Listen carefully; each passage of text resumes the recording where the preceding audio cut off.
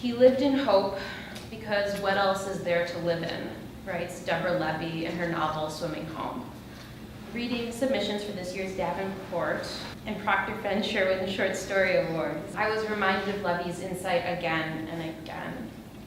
And hope is what we keep reading for. The hope that the worlds that these writers have fashioned may somehow permeate our own. I think going through the judging process was quite humbling, as I conveyed to the students. And being back in an environment that is so focused on creativity, imagination, and knowledge for its own sake has been incredibly rewarding. I've only been here for, I don't know, less than 48 hours, but I already feel like that's a bedrock to my own approach to learning and to writing and to teaching and really to thinking. So I find that seam and I choose to pull it. My favorite dress starts to fall apart. I could never go anywhere ever again to spend weekends sewing on buttons. And all the while, I keep telling my friend, I am sorry, but I refuse. I refuse to make this beautiful. Coming back to Galesburg and coming back to Knox feels like coming home.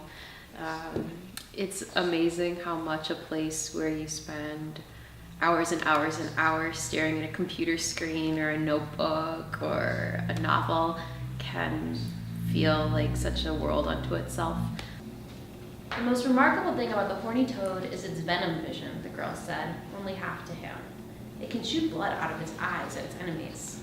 That and the fact with me, it's in a symbiotic relationship. My toad must be the first toad to live in a human. I know I'm the first human to live with a toad at the brainstem. One of the things that I think about a lot in terms of writing is influence and heritage and that kind of thing. So I think a lot about the people who were teachers of my teachers, and then what I'm teaching students now, and the relationship between one person and another in terms of craft or approach to reading, approach to writing, that kind of thing. It's really important for writers to know that they have a future as writers. So one of the students who won a prize asked me today a really intelligent question. She said, what do I do to stay motivated to keep writing after I graduate and no one's expecting me to do it? And I said, well, if you don't have time to write, don't judge yourself too harshly, because that's part of being adult sometimes and part of reality. But don't shut it down and keep reading, keep fostering a more writerly mode of living your life. And one of the things that impressed me about the Davenport submissions is, so not only the individual poems that I read, but I thought there was a real attention to putting together a series of poems. That preparation is invaluable if you're going to continue to write. Like the last two generations of men in my family, soldiers, laborers, dead and broken, I begin with what sticks in my throat.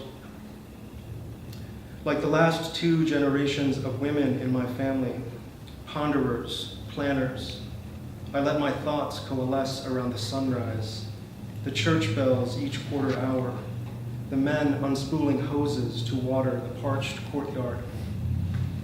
I have time. So there's probably not a day that goes by that I don't think about the people that I worked with at Knox, whether it's Barbara's children's literature class, or learning that stanza means room from Monica, or hearing Nick recite Ode to a Nightingale. I think that having the liberal arts background that really values and encourages knowledge for its own sake and interdisciplinary knowledge, and just the idea of exploring ideas without immediate concern for their monetary value or pre-professional consequence. I think that in and of itself was a real gift, and I think that the professors I had, specifically in the English department, were some of the most inspired and inspiring.